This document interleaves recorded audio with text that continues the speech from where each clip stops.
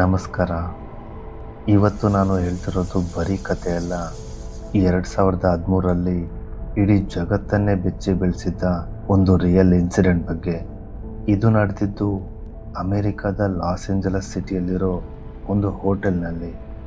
ಆ ಟೈಮ್ನಲ್ಲಿ ರಿಲೀಸ್ ಆಗಿದ್ದ ಒಂದು CCTV ವಿಡಿಯೋ ಇವತ್ತಿಗೂ ಒಂದು ಮಿಸ್ಟರಿಯಾಗಿಯೇ ಉಳ್ಕೊಂಡಿದೆ. ಜಸ್ಟ್ 4 ಮಿನಿಟ್ಸ್ ಇರೋ ಆ ವಿಡಿಯೋನ ಇಲ್ಲಿವರೆಗೂ ಯಾರ ಕೈಯಲ್ಲೂ ಕ್ಲಿಯರಾಗಿ ಎಕ್ಸ್ಪ್ಲೇನ್ ಮಾಡೋಕ್ಕೆ ಆಗಿಲ್ಲ. ಆ ವಿಡಿಯೋದಲ್ಲಿ ಒಂದು ಹುಡುಗಿ ತುಂಬ ವಿಚಿತ್ರವಾಗಿ ಬಿಹೇವ್ ಮಾಡ್ತಿರ್ತಾಳೆ. ಲೈಕ್ ಯಾರ ಜೊತೆನೋ ಮಾತಾಡ್ತಾ ಇರೋ ಥರ. ಅಟ್ ದಿ ಸೇಮ್ ಟೈಮ್ ಯಾರಿಗೂ ಭಯ ಬಿದ್ದು ಆ ಲಿಫ್ಟ್ನಲ್ಲಿ ಬಚ್ಚಿಟ್ಕೊಳ್ಳೋ ಥರ. ಆದರೆ ಅಲ್ಲಿ ಅವಳನ್ನು ಬಿಟ್ಟು ಬೇರೆ ಯಾರೂ ಕಾಣಿಸಲ್ಲ. ಆ್ಯಂಡ್ ನೆಕ್ಸ್ಟ್ ಮೂಮೆಂಟೇ ಅವಳು ಮಿಸ್ ಆಗ್ತಾಳೆ. ಆಮೇಲೆ ಆಗಿದ್ದೆಲ್ಲ ಮಿಸ್ಟರಿ ಅಂತಲೇ ಹೇಳ್ಬೋದು. ಇದು ಎಲಿಸಾ ಲ್ಯಾಮ್ ಕೇಸ್. ಇವತ್ತಿಗೂ ಉತ್ತರ ಸಿಗದೆ ಉಳ್ಕೊಂಡಿರೋ ಒಂದು ವಿಚಿತ್ರ ಘಟನೆ ಅಂತಲೇ ಹೇಳ್ಬೋದು. ಎಲಿಸಾ ಲ್ಯಾಮ್ ಕೆನಡಾದ ವ್ಯಾಂಕೂವರ್ ಸಿಟಿಯಲ್ಲಿ ಅವಳ ಪೇರೆಂಟ್ಸ್ ಜೊತೆ ವಾಸವಾಗಿರ್ತಾಳೆ. ಅವಳಿಗೆ 21 ವರ್ಷ ವಯಸ್ಸು. ಆ್ಯಂಡ್ ಅವಳು ಕಾಲೇಜ್ ಸ್ಟೂಡೆಂಟ್ ಕೂಡ ಆಗಿದ್ಲು. ತುಂಬ ಆ್ಯಕ್ಟಿವ್ ಪರ್ಸ್ನಾಲಿಟಿ ಇರುವ ಎಲಿಸಾಗೆ ಒಬ್ಬಳೇ ಟ್ರಾವೆಲ್ ಮಾಡೋದು ಅಂದರೆ ತುಂಬ ಇಷ್ಟ ಇರುತ್ತೆ. 2013 ಜನವರಿಯಲ್ಲಿ ಎಲಿಸಾ ಒಬ್ಬಳೇ ಅಮೇರಿಕಾದ ಕ್ಯಾಲಿಫೋರ್ನಿಯಾ ಟ್ರಿಪ್ಗೆ ಹೋಗ್ತಾಳೆ. ಜನವರಿ 28ನೇ ತಾರೀಕು ಲಾಸ್ ಏಂಜಲಸ್ ಸಿಟಿಯಲ್ಲಿರೋ ಸೆಜಿಲ್ ಹೋಟೆಲ್ನಲ್ಲಿ ಎಲಿಸಾ ಚೆಕ್ ಇನ್ ಮಾಡ್ತಾಳೆ. ಇಲ್ಲಿ ಮುಖ್ಯವಾಗಿ ಗಮನಿಸಬೇಕಿರೋ ವಿಷಯ ಏನಂದರೆ, ಈ ಸೆಜಿಲ್ ಹೋಟೆಲ್ ಒಂದು ಬಡ್ಜೆಟ್ ಫ್ರೆಂಡ್ಲಿ ಹೋಟೆಲ್ ಆಗಿತ್ತು ಬಿಟ್ಟರೆ 1930ಇಂದನೂ ಅಲ್ಲಿ ಕೆಲವರು ಸೂಸೈಡ್ ಮಾಡಿಕೊಂಡಿದ್ರೆ ಇನ್ನೂ ಕೆಲವರ ಮರ್ಡರ್ಸ್ ಕೂಡ ನಡೆದಿತ್ತು. ಮೋಸ್ಟ್ ಇಂಪಾರ್ಟೆಂಟ್ಲಿ 1985ನಲ್ಲಿ ರಿಚರ್ಡ್ ರಾಮಿರೆಸ್ ಮತ್ತು 1991ನಲ್ಲಿ ಜಾಕ್ ಅಂಡರ್ವೇಗರ್ ಅನ್ನೋ ನಟೋರಿಯಸ್ ಸೀರಿಯಲ್ ಕಿಲ್ಲರ್ಸ್ ಕೂಡ ಈ ಹೋಟೆಲ್ನಲ್ಲಿ ಸ್ಟೇ ಆಗಿದ್ರು. ಆದರೆ ಎಲಿಸಾಗೆ ಇದರ ಬಗ್ಗೆ ಸ್ವಲ್ಪನೂ ಐಡಿಯಾ ಇರಲಿಲ್ಲ. ಆ್ಯಂಡ್ ಎಲಿಸಾ ಏಕೆಂದರೆ ಅವಳ ಟ್ರಾವೆಲ್ ಎಕ್ಸ್ಪೀರಿಯನ್ಸ್ನ ಬ್ಲಾಗ್ನಲ್ಲಿ ಬರೀತಿದ್ಲು. ಮತ್ತು ಡೈಲಿ ಅವಳು ಪೇರೆಂಟ್ಸ್ಗೆ ಕಾಲ್ ಮಾಡೋದು ಮಿಸ್ ಮಾಡ್ತಿರ್ಲಿಲ್ಲ. ಅದು ಅವಳ ಹ್ಯಾಬಿಟ್ ಆಗಿಬಿಟ್ಟಿತ್ತು. ಆದರೆ ಜನವರಿ 31 ಅಂದರೆ ಆ ಹೋಟೆಲ್ನಲ್ಲಿ ಸ್ಟೇ ಆಗಿ 2 ದಿನ ಆದಮೇಲೆ ಎಲಿಸಾ ಕಡೆಯಿಂದ ಯಾವುದೇ ಕಾಲ್ ಬರಲ್ಲ. ಅವಳ ಪೇರೆಂಟ್ಸ್ ಪ್ಯಾನಿಕ್ ಆಗ್ತಾರೆ. ಯಾಕೆಂದರೆ ಎಲಿಸಾ ಒಂದು ದಿನ ಕೂಡ ಮಿಸ್ ಮಾಡದೆ ಅವಳ ಪೇರೆಂಟ್ಸ್ಗೆ ಕಾಲ್ ಮಾಡ್ತಿದ್ಲು. ಆದರೆ ಜನವರಿ 31ನೇ ತಾರೀಕು ಒಂದು ಸಲ ಕೂಡ ಕಾಲ್ ಮಾಡಿರಲ್ಲ. Immediately ELISA parents loss Angeles ಪೊಲೀಸರಿಗೆ ಇನ್ಫಾರ್ಮ್ ಮಾಡ್ತಾರೆ. ಇಲ್ಲಿ ಎಲಿಸಾ ಪೇರೆಂಟ್ಸ್ ಇನ್ನೊಂದು ವಿಷಯ ಕೂಡ ಪೊಲೀಸರಿಗೆ ಹೇಳ್ತಾರೆ. ಜನವರಿ 31 ಎಲಿಸಾ ಆ ಹೋಟೆಲ್ನಿಂದ ಚೆಕ್ಔಟ್ ಮಾಡಿ ಸ್ಯಾಂತಾ ಕ್ರಸ್ ಅನ್ನೋ ಇನ್ನೊಂದು ಸಿಟಿಗೆ ಹೋಗಬೇಕಿರುತ್ತೆ. ಇದನ್ನು ಎಲಿಸಾ ಹಿಂದಿನ ದಿನ ಕಾಲ್ ಮಾಡಿದಾಗ ಅವಳ ಪೇರೆಂಟ್ಸ್ಗೆ ಹೇಳಿರ್ತಾಳೆ. ಎಲಿಸಾ ಪೇರೆಂಟ್ಸ್ ಕೊಟ್ಟ ಇನ್ಫಾರ್ಮೇಷನ್ ಮೇಲೆ ಲಾಸ್ ಏಂಜಲಸ್ ಪೊಲೀಸರು ಫೆಬ್ರವರಿ 1ಗೆ ಮಿಸ್ಸಿಂಗ್ ಕೇಸ್ ಫೈಲ್ ಮಾಡಿ ಸೆಜಿಲ್ ಹೋಟೆಲ್ಗೆ ಹೋಗ್ತಾರೆ. ಮೊದಲು ಅವಳ ರೂಮ್ನಲ್ಲಿ ಸರ್ಚ್ ಮಾಡ್ತಾರೆ. ಆದರೆ ಎಲಿಸಾ ಎಲ್ಲೂ ಕಾಣಿಸಲ್ಲ. ಸೊ ಅಲ್ಲಿದ್ದ ಅವಳ ಲ್ಯಾಪ್ಟಾಪ್ ಮತ್ತು ಅವಳಿಗೆ ಸಂಬಂಧಪಟ್ಟಿರೋ ಕೆಲವೊಂದು ಥಿಂಗ್ಸ್ನ ಕಲೆಕ್ಟ್ ಮಾಡ್ಕೋತಾರೆ. ಆದರೆ ಅವರಿಗೆ ಅವಳ ಮೊಬೈಲ್ ಸಿಗಲ್ಲ. ಇಡೀ ಪೂರ್ತಿ ಹೋಟೆಲ್ ಹುಡುಕ್ತಾರೆ. ಆದರೆ ಎಲಿಸಾ ಮಾತ್ರ ಎಲ್ಲೂ ಕಾಣಿಸಲ್ಲ. ಹೀಗೆ ಇನ್ವೆಸ್ಟಿಗೇಷನ್ ನಡೀತಿರ್ಬೇಕಾದ್ರೆ ಪೊಲೀಸರಿಗೆ ಒಂದು ಶಾಕಿಂಗ್ ಎವಿಡೆನ್ಸ್ ಸಿಗುತ್ತೆ. ಅದೇ ಸೆಜಿಲ್ ಹೋಟೆಲ್ನ CCTV ವಿಡಿಯೋ. ಫೆಬ್ರವರಿ 13ನೇ ತಾರೀಕು ಪೊಲೀಸರು ಆ CCTV ವಿಡಿಯೋನ ರಿಲೀಸ್ ಮಾಡ್ತಾರೆ. ಅದು ಎಲಿಸಾ ಕೊನೆಯದಾಗಿ ಕಾಣಿಸ್ಕೊಂಡ CCTV ವಿಡಿಯೋ ಆಗಿರುತ್ತೆ. ಆ ವಿಡಿಯೋದಲ್ಲಿ ಎಲಿಸಾ ಲಿಫ್ಟ್ ಒಳಗೆ ಹೋಗ್ತಾಳೆ. ಅಲ್ಲಿ ಆಲ್ಮೋಸ್ಟ್ ಎಲ್ಲ ಬಟನ್ಸ್ನ ಪ್ರೆಸ್ ಮಾಡ್ತಾಳೆ. ವಿಚಿತ್ರ ಏನಂದರೆ ಆ ಲಿಫ್ಟ್ನ ಡೋರ್ ಮಾತ್ರ ಕ್ಲೋಸ್ ಆಗಲ್ಲ.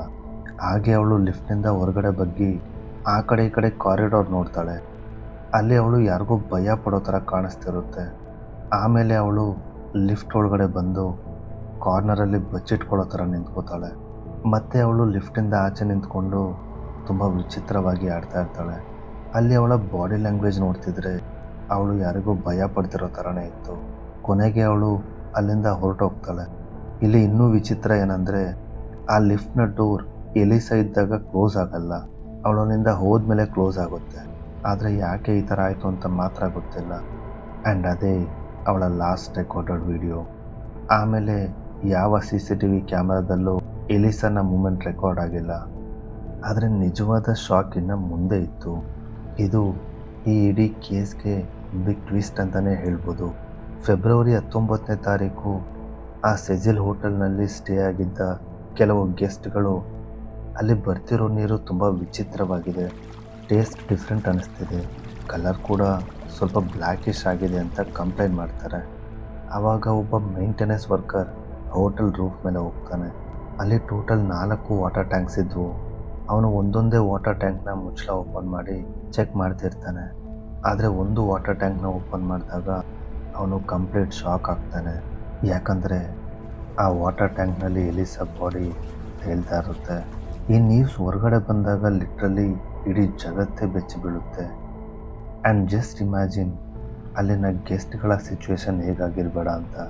ಯಾಕಂದರೆ ಎಲಿಸಾ ಮಿಸ್ ಆಗಿದ್ದು ಜನವರಿ 31 ಆ್ಯಂಡ್ ಅವಳ ಬಾಡಿ ಸಿಕ್ಕಿದ್ದು ಫೆಬ್ರವರಿ 19. ಸೊ ಆಲ್ಮೋಸ್ಟ್ 19 ಡೇಸ್ ಅವಳ ಬಾಡಿ ಆ ವಾಟರ್ ಟ್ಯಾಂಕ್ನಲ್ಲಿ ಇತ್ತು. ಆಮೇಲೆ ಪೊಲೀಸರು ಬಂದು ಬಾಡಿನ ಕಲೆಕ್ಟ್ ಮಾಡಿ ಪೋಸ್ಟ್ಮಾರ್ಟಮ್ಗೆ ಕಳಿಸ್ಕೊಡ್ತಾರೆ. ಪೋಸ್ಟ್ಮಾರ್ಟಮ್ ರಿಪೋರ್ಟ್ಸ್ ಪ್ರಕಾರ ಅವಳ ಬಾಡಿ ಮೇಲೆ ಯಾವುದೇ ಗಾಯಗಳು ಇರಲಿಲ್ಲ. ಮತ್ತು ಇನ್ವೆಸ್ಟಿಗೇಟರ್ಸ್ ಇನ್ನೊಂದು ವಿಷಯ ಕೂಡ ಕನ್ಫರ್ಮ್ ಮಾಡ್ತಾರೆ. ಏನಂದರೆ ಎಲಿಸಾಗೆ ಬೈಪೋಲರ್ ಡಿಸಾರ್ಡರ್ ಅನ್ನೋ ಒಂದು ಮಾನಸಿಕ ಸಮಸ್ಯೆ ಇತ್ತು. ಮೇ ಬಿ ಅವಳು ರೆಗ್ಯುಲರ್ ಆಗಿ ಮೆಡಿಸಿನ್ಸ್ ತಗೊಂಡಿರಲ್ಲ, ಆದ್ದರಿಂದನೇ ಅವಳು ಈ ಥರ ಮಾಡ್ಕೊಂಡಿರ್ಬೋದು ಅಂತ ಹೇಳ್ತಾರೆ. Official cause of death accidental drowning, ಅಂದರೆ ಆಕಸ್ಮಿಕವಾಗಿ ನೀರಿನೊಳಗೆ ಮುಳುಗಿ ಸತ್ತಿದ್ದಾಳೆ ಅಂತ ಲಾಸ್ ಏಂಜಲಸ್ ಪೊಲೀಸರು ಈ ಕೇಸ್ನ ಕ್ಲೋಸ್ ಮಾಡ್ತಾರೆ ಬೇಸ್ಡ್ ಆನ್ ಪೋಸ್ಟ್ಮಾರ್ಟಮ್ ರಿಪೋರ್ಟ್ಸ್. ಇಲ್ಲಿ ಪೊಲೀಸರು ಹೇಳೋ ಥಿಯರಿ ಪ್ರಕಾರ ಆ ಹೋಟೆಲ್ನಲ್ಲಿ ಎಲ್ಲ ಕಡೆ CCTV ಇರಲಿಲ್ಲ. ಕೆಲವೊಂದು ಮೇನ್ ಪ್ಲೇಸಸ್ನಲ್ಲಿ ಮಾತ್ರ CCTV ಅನ್ನೋದು ಇತ್ತು. ಅದಕ್ಕೆ ಲಿಫ್ಟಿಂದ ಆಚೆ ಹೋದ್ಮೇಲೆ ಎಲಿಸಾನ ಮೂಮೆಂಟ್ಸ್ ಎಲ್ಲೂ ಕ್ಯಾಪ್ಚರ್ ಆಗಿಲ್ಲ. ಆ್ಯಂಡ್ ಅವಳಿಗೆ ಇರೋ ಪ್ರಾಬ್ಲಮಿಂದನೇ ವಾಟರ್ ಟ್ಯಾಂಕ್ ಒಳಗಡೆ ಇಳಿದು ಪ್ರಾಣ ಬಿಟ್ಟಿರ್ಬೋದು ಅಂತಲೂ ಹೇಳ್ತಾರೆ. ಆದರೆ ಎಕ್ಸಾಕ್ಟಾಗಿ ಅವಳು ಯಾವ ರೂಟ್ನಲ್ಲಿ ಹೋದ್ಲು ಅಂತ ಮಾತ್ರ ಪೊಲೀಸರು ಕೂಡ ಕನ್ಫರ್ಮ್ ಮಾಡಿಲ್ಲ. ಸೊ ಇಲ್ಲಿ ಅಫಿಷಿಯಲಿ ಕೇಸ್ ಕ್ಲೋಸ್ ಆದಮೇಲೂ ಕೆಲವೊಂದು ಪ್ರಶ್ನೆಗಳಿಗೆ ಉತ್ತರನೇ ಸಿಗದೆ ಹಾಗೆ ಉಳ್ಕೊಂಡಿದೆ. ಅದೇನೆಂದರೆ ಆ ಲಿಫ್ಟ್ನ ವಿಡಿಯೋದಲ್ಲಿ ಎಲಿಸಾ ಕಾರಿಡಾರ್ ಕಡೆ ನೋಡಿ ಯಾರಿಗೋ ಭಯ ಪಡ್ತಿದ್ಲು, ಜೊತೆಗೆ ತುಂಬ ವಿಚಿತ್ರವಾಗಿ ಕೂಡ ಬಿಹೇವ್ ಮಾಡ್ತಿದ್ಲು. ಆದರೆ ಪೊಲೀಸರು ಅಲ್ಲಿ ಯಾರನ್ನೂ ಕೂಡ ಐಡೆಂಟಿಫೈ ಮಾಡಿಲ್ಲ. ಹಾಗಿದ್ರೆ ಅವಳು ಯಾರನ್ನು ನೋಡ್ತಿದ್ಲು? ಮತ್ತು ಹೋಟೆಲ್ ಸ್ಟಾಫ್ ಹೇಳಿರೋ ಪ್ರಕಾರ ಹೋಟೆಲ್ ರೂಫ್ಗೆ ಹೋಗೋ ಡೋರ್ಸ್ ನಾರ್ಮಲಿ ಲಾಕ್ಡ್ ಆಗಿರ್ತವೆ. ಇನ್ ಕೇಸ್ ಫೋರ್ಸ್ ಮಾಡಿ ಓಪನ್ ಮಾಡೋಕ್ಕೆ ಟ್ರೈ ಮಾಡಿದರೆ ಅಲಾರಾಮ್ ಬಡ್ಕೊಳ್ಳುತ್ತೆ ಅಂತ. ಆದರೆ ಅವತ್ತು ಯಾವ ಅಲಾರಾಮ್ ಕೂಡ ಸೌಂಡ್ ಮಾಡಲಿಲ್ಲ.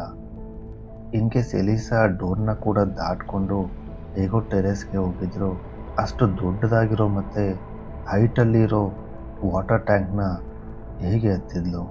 ಆ್ಯಂಡ್ ಅದರ ಮುಚ್ಚಳನ ಒಬ್ಬಳೇ ಹೇಗೆ ಓಪನ್ ಮಾಡಿದ್ಲು? ಯಾಕೆಂದರೆ ಅದು ಅವಳ ಒಬ್ಬಳ ಕೈಯಲ್ಲಿ ಓಪನ್ ಮಾಡೋದಕ್ಕೆ ಕಷ್ಟ. ಆ್ಯಂಡ್ ಕೊನೆಗೂ ಎಲಿಸಾ ಮೊಬೈಲ್ ಪೊಲೀಸರಿಗೆ ಸಿಗಲೇ ಇಲ್ಲ ಯಾಕೆ? ಮತ್ತು ಎಲಿಸಾ ಲಿಫ್ಟ್ನಲ್ಲಿ ಇರಬೇಕಾದ್ರೆ ಡೋರ್ಸ್ ಕ್ಲೋಸ್ ಆಗಿರಲ್ಲ, ಅವಳು ಹೋದ್ಮೇಲೆ ಕ್ಲೋಸ್ ಆಗುತ್ತೆ ಯಾಕೆ? ಈ ಪ್ರಶ್ನೆಗಳಿಗೆ ಇವತ್ತಿಗೂ ಸ್ಪಷ್ಟವಾಗಿರೋ ಉತ್ತರ ಸಿಕ್ಕಿಲ್ಲ. ಅಫಿಷಿಯಲ್ ರಿಪೋರ್ಟ್ ಪ್ರಕಾರ ಇದೊಂದು ಆಕ್ಸಿಡೆಂಟ್, ಆದರೆ ಅನ್ಅಫಿಷಿಯಲ್ ಆಗಿ ಅಲ್ಲಿ ಬೇರೇನೋ ನಡೆದಿರ್ಬೋದು. ಆ ಒಂದು ಹೋಟೆಲ್, ಆ ರಾತ್ರಿ CCTVಯಲ್ಲಿ ರೆಕಾರ್ಡ್ ಆಗಿದ್ದ ಎಲಿಸಾನ ಲಾಸ್ಟ್ ಮೂಮೆಂಟ್ಸ್, ಅಷ್ಟು ಬಿಟ್ಟು ಆಮೇಲೆ ಅವಳು ಹೋದ ದಾರಿ ಇವತ್ತಿಗೂ ಯಾರಿಗೂ ಗೊತ್ತಿಲ್ಲ. ಆಮೇಲೆ ಏನಾಯಿತು ಅನ್ನೋದಕ್ಕೂ ಸ್ಪಷ್ಟ ಉತ್ತರನೂ ಇಲ್ಲ. ಬಹುಶಃ ಆ ರಾತ್ರಿ ನಿಜವಾಗಿ ಏನಾಯಿತು ಅನ್ನೋದನ್ನು ಆ ಹೋಟೆಲ್ನ ಗೋಡೆಗಳು ಮಾತ್ರ ನೋಡಿರೋದಕ್ಕೆ ಸಾಧ್ಯ. ಎಲಿಸಾ ಲ್ಯಾಮ್ನ ಕೊನೆಯ ಹೆಜ್ಜೆ ಇವತ್ತಿಗೂ ರಹಸ್ಯವಾಗಿಯೇ ಉಳ್ಕೊಂಡಿದೆ. ಈ ಘಟನೆ ಬಗ್ಗೆ ನಿಮಗೆ ಏನು ಅನಿಸುತ್ತೆ ಕಮೆಂಟ್ನಲ್ಲಿ ತಿಳಿಸಿ. ಇನ್ನೂ ಇಂತಹ ರಿಯಲ್ ಸ್ಟೋರೀಸ್ ಕೇಳಬೇಕಂದ್ರೆ ಚಾನಲ್ ಸಬ್ಸ್ಕ್ರೈಬ್ ಮಾಡಿ.